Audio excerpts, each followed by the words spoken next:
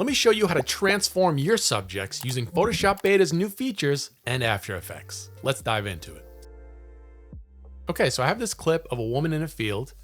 I'm in After Effects right now. I'm just gonna go to Composition, Save Frame As, File, and that's gonna export as a PSD, and I'm gonna bring that into Photoshop Beta. I'm using Photoshop Beta because it has some of the most updated tools that I'm gonna use for this.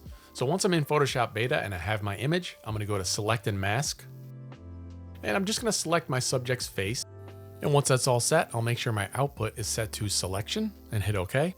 And with my selection all set, I'll click on Generative Fill and I'll type in my prompt. And then clicking on this little image icon, I could upload my reference image. I'm gonna use this image and I'm gonna hit Generate. And these are the examples that it came back with after I generated a few different times. Some of them look really good, some of them are more artistic, some of them are more basic. I'm looking for more of a basic skeleton face that I could fuse with my human face. So I'll go with this one.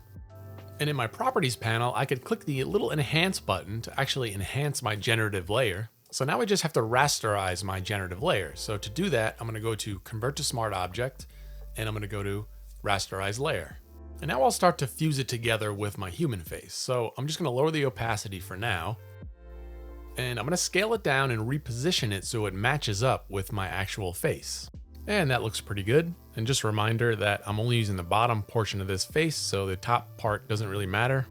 So now again, I'll go to Select and Mask, and I'm just gonna select my generative layer, just the nose and the jaw teeth area of my generative layer. And once I'm all set with my selection, I'm gonna make sure it's output to selection, and I'm gonna hit OK.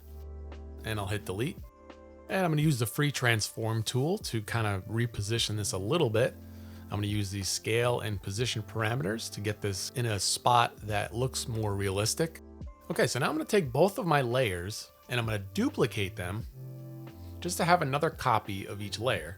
I'll hide two of my layers for now.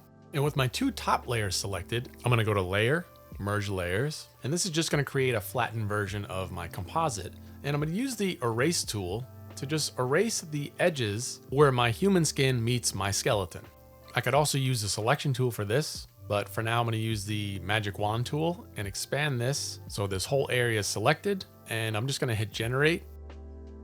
And I'm gonna let Generative fill in and blend in these two layers together. And this looks really good. So after doing some Photoshop magic, I'm gonna bring this onto its own layer and export this as a PSD. And import that into After Effects as a composition. And right away, that's in the perfect spot. I'll just make this a 3D layer. And with my video layer selected, I'm gonna right click and go to Track and Stabilize, Track Camera. This is gonna enable the 3D camera tracker. I'm gonna let this analyze for a bit. And once we're all set, you can see the tracking points. I'm just gonna create a new solid. I'm gonna scale this up quite a bit. If you move this around a bit, you can see my skeleton is a little bit more forward in Z space. So to fix this, I'm gonna pick whip this while holding Shift to parent it to my track solid. And you can see, I just have to scale it up a bit and reposition it. And taking a quick peek, you can see it looks pretty good. The only thing is the curvature of the face doesn't really match the 2D-ness of the actual generative layer. So to fix this, I have a tweak. Making sure that my composition is set to advanced 3D, I could actually go down to geometry options and I could change the curvature of the actual generative layer. So if I go to a custom view here, you could see the difference between making it a curvature and going back to the standard 0. So I'm gonna give it a nice curvature here, go back to my main view, and I'll tweak it even more, scale it down a bit. And after some final tweaks of the skeleton, here's my final result.